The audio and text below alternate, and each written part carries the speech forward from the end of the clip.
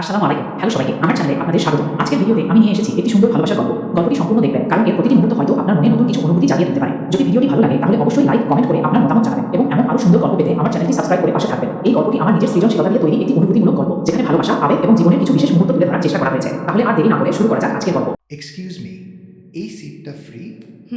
বসতে পারো। তোমার নাম কি? জুনাইরা নুজহা। তোমার? জওয়ান ওয়াফি। ও ইয়া, তুমি এখানে অফেন আসো? না, মাঝে মাঝে। আমিও, কিন্তু আজকে আসাটা ওয়ার্থ হলো। কেন? তোমাকে দেখলাম।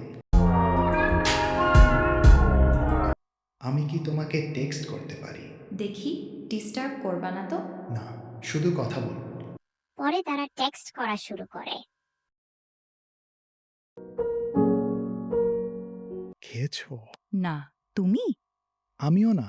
একসাথে খেতে যাব একদিন। দেখা যাবে। তুমি অন্যদের মতো না। ভালো নাকি খারাপ? অনেক ভালো।